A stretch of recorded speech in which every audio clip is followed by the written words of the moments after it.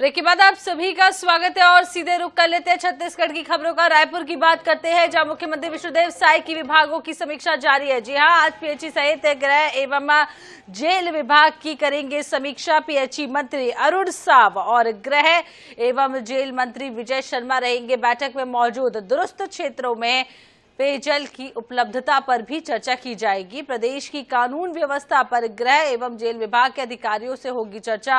अधिकारियों को बैठक के लिए दिए जाएंगे दिशा निर्देश। तो बड़ी खबर आपको बता रहे, लगातार मुख्यमंत्री विष्णुदेव साय जिस तरीके से बैठकें ले रहे हैं, समीक्षा बैठक कर रहे हैं, अलग अलग विभागों की समीक्षा बैठक उनके द्वारा लगातार की जा रही है। तो पीएचई, गृह और जेल विभाग की समीक्षा बैठक आज वो करने वाले हैं। आपको बता दें कि दुरुस्त क्षेत्रों में पेयजल की उपलब्धता पर भी चर्चा होगी। इसके अलावा प्रदेश की कानून व्यवस्था एवं गृह एवं जेल विभाग के अधिकारियों से भी चर्चा होगी। अधिकारियों को बैठक में दिशा निर्देश दिए जाएंगे। तो सीएम विष्णुदेव साय की विभागों की समीक्षा लगातार जारी है। आज अगले दिन भी पीएचई और जेल विभाग की समीक्षा बैठक करेंगे मुख्यमंत्री विष्णुदेव साय।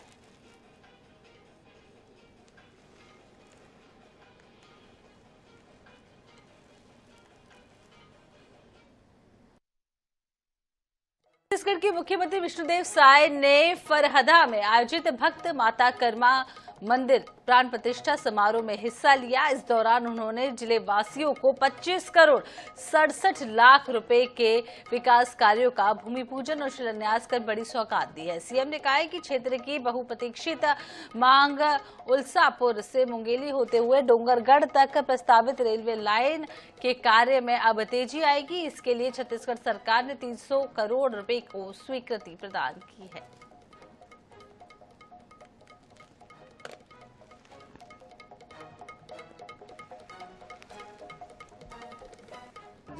ग्राम फरहदा में भक्त माता कर्मा के नवनिर्मित मंदिर का प्राण प्रतिष्ठा था।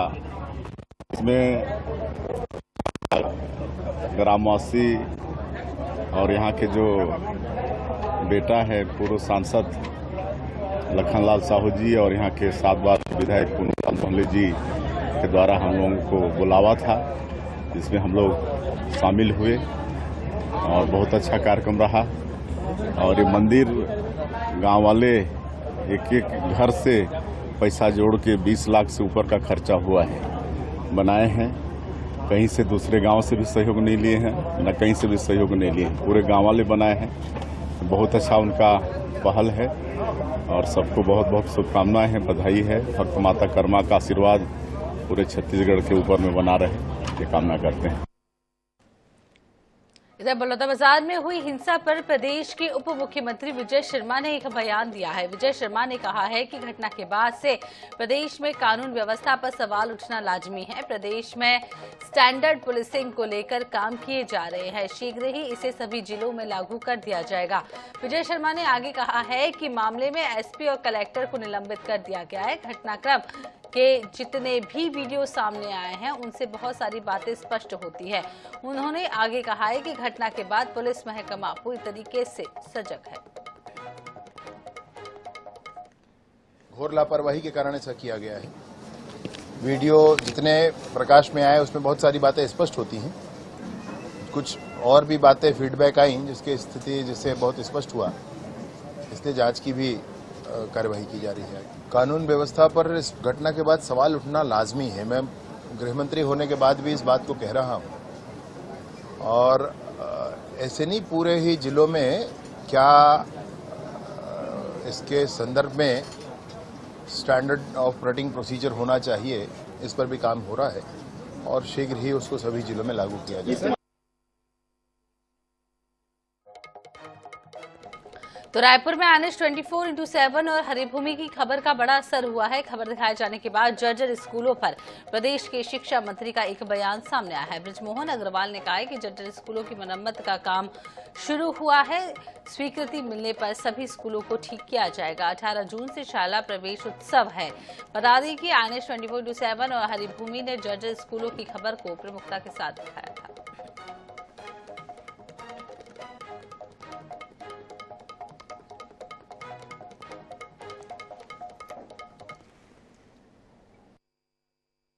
तारीख से शाला प्रवेश उत्सव होगा बच्चों के किताब वितरण का काम शुरू हो गया है, साइकिल वितरण भी होगी, बच्चों को स्कूल ड्रेस भी मिलेगी और स्कूल बिल्डिंग को रिपेयर का काम भी शुरू हो गया। निश्चित रूप से क्योंकि फाइनेंशियल उसके आधार पर जो बाकी जर्जर स्कूलों को बनाने का काम कुछ शुरू हुआ है, कुछ हमने फाइनेंस डिपार्टमेंट से और स्वीकृति के लिए आदेश मांगे हैं, वो जैसे ही मिलेगा वैसे ही और काम शुरू।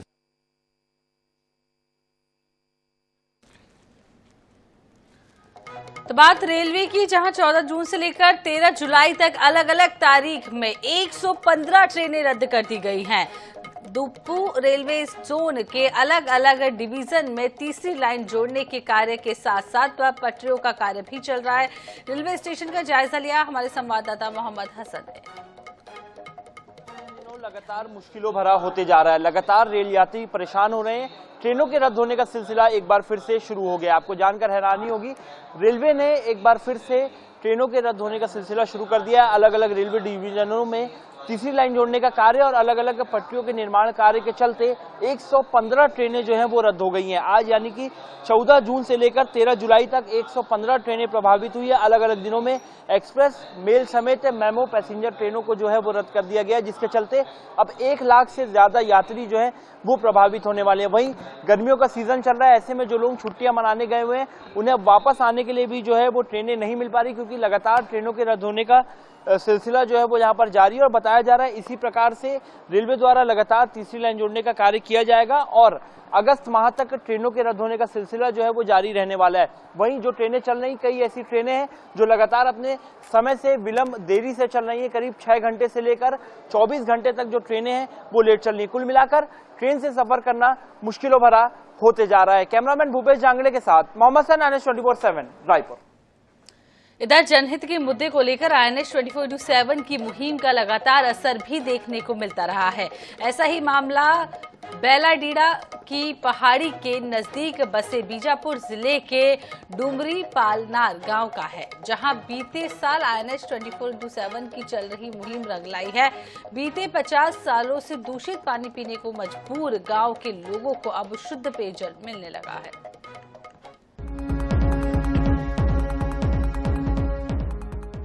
बस्तर में बेलाडीला की जिन पहाड़ियों से लोह उत्खनन कर सरकार को करोड़ों रुपए की आमदनी होती है, उसी पहाड़ी के आसपास बसे गांव के ग्रामीण नाले का गंदा पानी पीने का दंश भोग रहे हैं।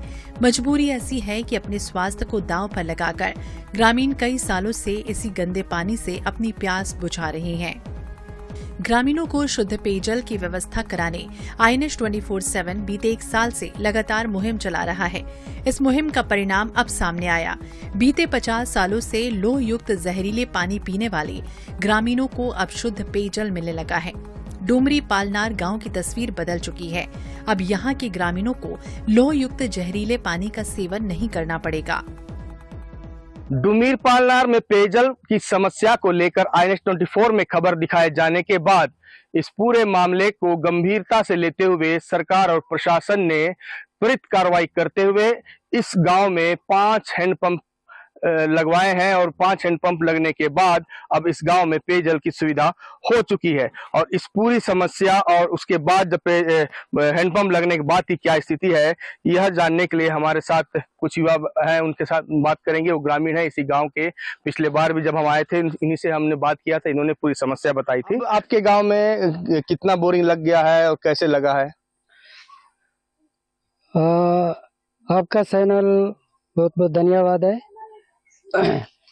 आपका चैनल को हम यहाँ का स्थिति हम बताए हैं, इसलिए यहाँ पर बोरिंग आया है, खोदवा है। अभी यहाँ का गांव वासियों को पीने का पानी के लिए थोड़ा सा सुविधा मिल रहा है। INS 24/7 द्वारा प्रमुखता से खबर दिखाई गई थी, जिसके बाद सरकार ने इस मामले में गंभीरता ली और गांव में 5 हैंडपंप लगाए गए। गांव में पहली बार हैंडपंप लगने से ग्रामीणों में खुशी की लहर है। कहने को देश 1947 में आजाद हुआ है, लेकिन डुमरी पालनार के ग्रामीणों को जहरीले पानी से अब जाकर आजादी मिली है। शुद्ध पेयजल मिलने पर ग्रामीण INS 24/7 का आभार जताते हुए धन्यवाद दे रहे हैं। निश्चित तौर पर देखिए मीडिया का एक बड़ा अहम रोल रहता है ऐसे इलाकों में जहां पर सुविधाएं नहीं होती है। जो गांव पहुंचविहीन होते हैं उन गांवों की समस्याओं को सरकार तक पहुंचाने की जिम्मेदारी मीडिया की होती है। और INS-24 ने इस गांव के लिए एक मुहिम चलाया था ताकि यहाँ के लोग जो है, यहाँ के जो ग्रामीण हैं, वो जिस तरीके से लाल पानी का शिकार हो रहे हैं उन्हें शुद्ध पेयजल मिल सके। बहरहाल अब इस इलाके में, इस गांव में हैंडपंप लग चुका है, लोगों को शुद्ध पेयजल मिल रहा है। INS-24 के लिए बीजापुर के डुमिर पालनार से गणेश मिश्रा।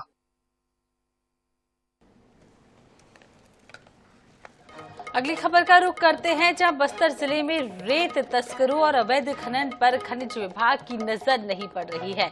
ऐसा लग रहा है कि रेत माफियाओं को खुलेआम अवैध तस्करी करने का लाइसेंस दे दिया गया हो। रेत माफिया बारिश के पहले रेत का अवैध खनन कर हजारों घन मीटर रेत का भंडारण कर चुके हैं। ये मामला बकावंड गांव का बताया जा रहा है और बालपुटी खदान से रेत माफियाओं ने खुलेआम रेत को निकाल कर भंडारण किया है। आपको बता दें कि मामले की जानकारी मिलने के बाद कलेक्टर ने खनिज विभाग को जांच करने के आदेश दे दिए हैं। तो में विकास कार्यों के लिए जो राशि आ रही है उस राशि को किस प्रकार के बंदरबाट हो रहा है ये तस्वीर बताने के लिए काफ़ी है। इस वक्त मैं चितालूर ग्राम पंचायत के पुजारी पारा में मौजूद हूँ और इस पुजारी पारा में कहा गया, आप देख सकते हो मेरे पीछे है, ये पुजारी पारा का ये सड़क आपको नज़र आ रहा होगा, बिल्कुल कच्ची है। और इस सड़क के नाम से इस यहाँ के जो ग्राम पंचायत की जो एजेंसी है उन्होंने करीबन 2 लाख रुपए का हरण किया गया है सिर्फ सीसी नाले निर्माण के नाम से। आप देख सकते हो बाकायदा यहाँ पर 15 फाइनेंस की पैसा यहाँ पर लिखा गया है। 15 फाइनेंस में पहली वाला नाले निर्माण में आपका 30,000 रुपये खर्च किया गया है। उसके बाद पुजारी पारा से मुख्य नाली से पुजारी पारा तक 40,000, उसके बाद 90,000 रुपये खर्चा किया गया है। लेकिन इस तस्वीर बताने के लिए काफ़ी, आप देख सकते हैं पूरा तस्वीर आपको नज़र आ रहा होगा। इस कहीं भी किसी प्रकार की कोई नाली का निर्माण नहीं हुआ है। तो आप समझ सकते हैं कि ग्राम पंचायतों में सचिव सरपंच के द्वारा किस प्रकार की भ्रष्टाचार का जो कार्य भ्रष्टाचार किया जा रहा है। कैमरामैन मनोज के साथ जीवन नंदालदार, NS न्यूज।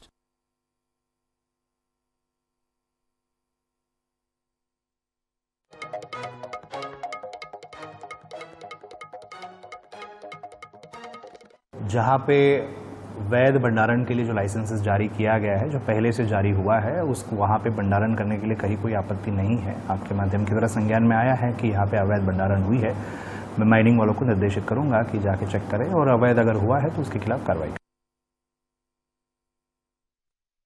भिलाई में शनिवार को होने जा रहे सामूहिक दिव्यांग विवाह कार्यक्रम में बड़े फर्जीवाड़े की आशंका है। दरअसल सामूहिक विवाह कार्यक्रम में शादी के लिए 200 से ज्यादा जोड़े सूरजपुर से भिलाई के लिए रवाना हुए हैं। समारोह में शामिल होने से पहले गांव में बाकायदा ढोल नगाड़ों के साथ बारात भी निकाली गई। बता दें कि योजना के तहत दिव्यांग अविवाहित जोड़ों की शादी होनी थी, लेकिन टारगेट पूरा करने के लिए शादीशुदा दिव्यांग जोड़ों को भी भिलाई ले जाया गया और उनकी दोबारा शादी कराने की तैयारी है। बताया ये भी जा रहा है कि आस्था बहुउद्देश्य कल्याण संस्था इस पूरे आयोजन को करा रही है। फिलहाल सूचना मिलने पर पुलिस और प्रशासन की टीम जांच में जुट गई है।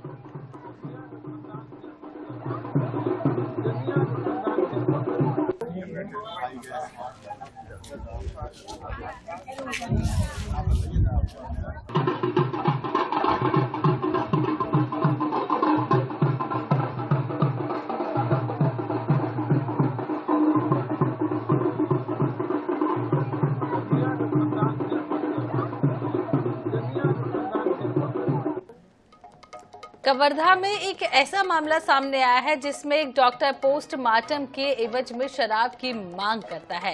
ये वीडियो अब सोशल मीडिया पर वायरल हो रहा है। इस वीडियो की पुष्टि NS-24/7 नहीं करता है। बता दें कि आकाशीय बिजली गिरने से तितरी निवासी जितेंद्र पटेल की मौत हो गई। परिजनों ने मृतक को रेखाखार सामुदायिक स्वास्थ्य केंद्र में भर्ती कराया, जहां डॉक्टरों ने उसे मृत घोषित कर दिया। पोस्टमार्टम के लिए मजूरी भिजवाया गया। शाम तक पोस्टमार्टम के लिए परिजन भटक रहे थे। वहीं देर शाम रेंगाखर में मदद से डॉक्टर कार्तिक राम रात्रे ने परिजनों से पोस्टमार्टम करने के नाम पर रॉयल स्टेज की बोतल मांगी। चलिए बात बलौदाबाजार की, जहां बलौदाबाजार कलेक्टर में आगजनी का ये पूरा मामला सामने आया। मामले में 30 और उपद्रवी गिरफ्तार। अब तक कुल 150 आरोपियों को पुलिस ने किया गिरफ्तार। सभी आरोपियों को प्रदेश के अलग अलग जेल में भेजा गया है। मामले में फरार लगभग 200 आरोपियों की अभी भी तलाश की जा रही है। पुलिस की 10 टीम फरार आरोपियों की तलाश में जुटी हुई है। तो बड़ी खबर आपको इस वक्त की बता रहे हैं। आपको बता दें कि बलौदाबाजार कलेक्ट्रेट में आगजनी से जुड़ा हुआ ये पूरा मामला है, जहां अब 30 और आरोपियों को पुलिस ने गिरफ्तार कर लिया है। आपको बता दें कि अब तक कुल लगभग 150 लोगों की गिरफ्तारी हो चुकी है, लेकिन अभी भी 200 आरोपी फरार बताए जा रहे हैं। आरोपियों की तलाश में पुलिस जुटी हुई है। और आपको ये भी बता दें कि तलाश के लिए 10 टीमें बनाई गई हैं। तो कुश अग्रवाल ज्यादा जानकारी के लिए हमारे साथ जुड़ गए। कुश, जिस तरीके से ताबड़तोड़ कार्रवाई हो रही है, इसको लेकर अब 30 और उपद्रवियों को गिरफ्तार कर लिया है, क्या कुछ पूरी अपडेट? जी, ये देर रात ये जानकारी सामने आई है कि जो 10 जून को बलौदाबाजार कलेक्ट्रेट में जो आगजनी हिंसा मामले में जो 30 और आरोपियों की गिरफ्तार कर उन्हें जेल भेजा गया है। पहले भी 100 अलग अलग 2 दिन पहले ही 189 और 29, उसके बाद फिर 30, ऐसे करके लगभग कुल 150 लोगों की गिरफ्तारी कर ली गई है। सभी आरोपियों को प्रदेश के अलग अलग जेलों में मुंगेली, जांजगीर, दुर्ग, राजनांदगांव इत्यादि जेलों में भेजा गया है। और इस मामले में जो अभी तक फरार 200 से अधिक आरोपियों की तलाश जारी है, जो फरार हैं उनकी तलाश के लिए पुलिस की टीम 10 टीम गठित की गई है और पुलिस फरार आरोपियों की तलाश में जुटी हुई है। तो पुलिस फरार आरोपियों की तलाश में जुटी हुई है। 10 टीमें पुलिस ने बनाई है। बहुत बहुत शुक्रिया कुछ तमाम जानकारी देने के लिए।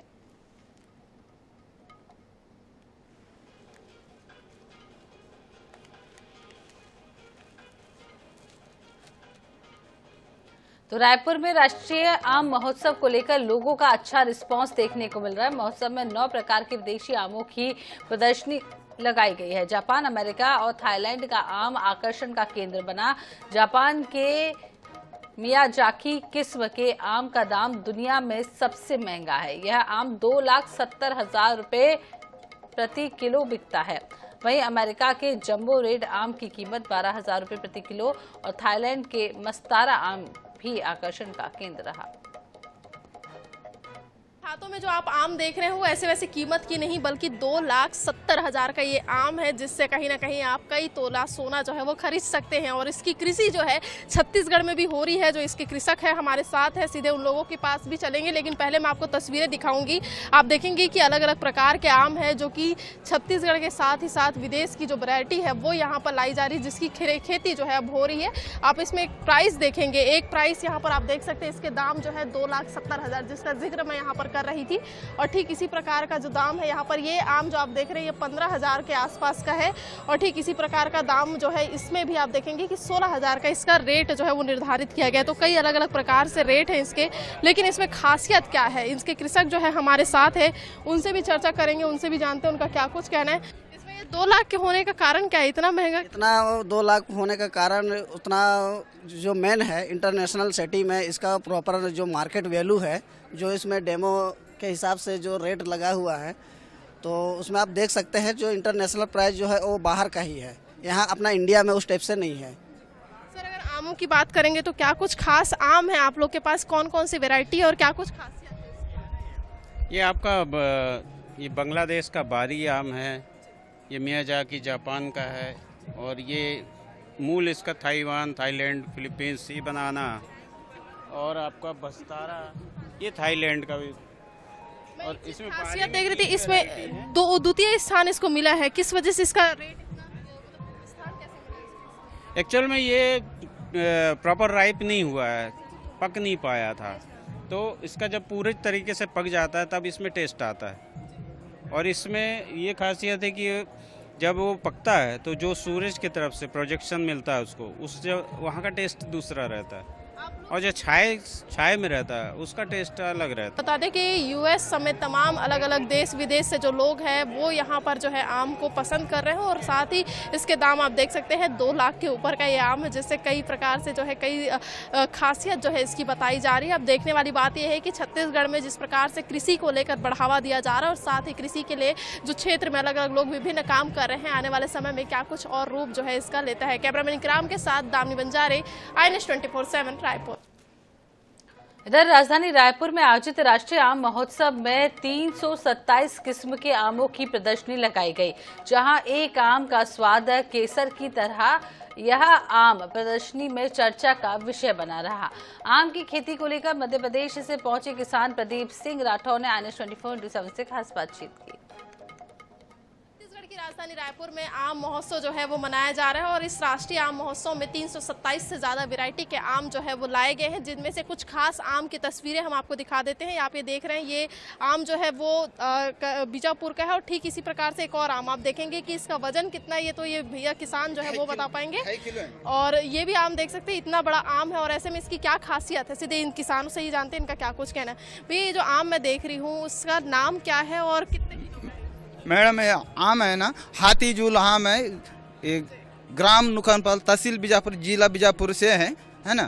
तो 2 से 4 किलो के लगभग होता है आम, है ना। इसमें खासियत क्या है, क्योंकि पहला स्थान इसको मिला, खास क्या रहता है? इसमें आम का 100 पीस के लिए है ना मैडम, 100 पीस के लिए, खाने के लिए भी, पकने से बहुत अच्छा स्वादिष्ट है।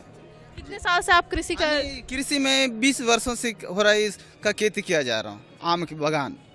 बीजापुर में क्या इसकी डिमांड है, कितना खास है? यहाँ तो बहुत ज़्यादा है इसकी किस्म। बीजापुर हो चाहे बस्तर हो, नक्सलवाद के लिए जाना जाता है, तो ऐसे में किसानों के लिए कितना खास है और वहाँ पर इस प्रकार से खेती करना, क्या नई तकनीक भी अपना रहे हो? हाँ, नई पुराने तकनीकी से खेती कर रहे हैं, है ना मैडम। पुराने तकनीकी, नया तकनीकी से नहीं, पुराने तकनीक से करते आ रहे हैं खेती। की अगर बात करेंगे इसके पेड़ की, तो कितना समय इसको लगता है एक फल देने को तैयार होने में? 5-6 साल लग जाते हैं मैडम, 5-6 साल लग जाती है आने इसमें। कम से कम अभी 5-6 साल तैयार हो गया, उसमें अभी कम से कम 200-250 फल पल चुके हैं। 2 रेट कितना रहता है? रेट तो इसका है 1 से 200 है, एक पीस का 200 जी। पेड़ विजयपुर में इसका ग्राफ्टिंग करता हूँ मैडम जी। कितने साल से हो गया ये करता हूँ 4-5 साल हो रहा है जी। जैसे कि आपने खुद भी सुना इनका क्या कुछ कहना, तस्वीरें भी आपको दिखा देती हुई आप देखेंगे कि यहाँ पर द्वितीय स्थान जो है बीजापुर के दूसरे आम को मिला है और ठीक इसी प्रकार से वो लगभग 1.5 से 2 किलो का एक आम आता है, जिसका रेट जो है वो काफ़ी कम है, लेकिन इसमें जो है काफ़ी ज़्यादा इसकी डिमांड देखी जाती है और लगभग किसानों को भी इसकी काफ़ी अच्छी आय जो है वो इससे होती है। अब देखने वाली बात यह है कि कृषि के क्षेत्र में और क्या कुछ नया होता है। कैमरामैन इकराम के साथ दामनी बंजारे, INS 24/7 रायपुर। इसी के साथ इस बुलेटिन में फिलहाल इतना ही। आगे देखेंगे हमारा खास कार्यक्रम ज्योतिष समाधान।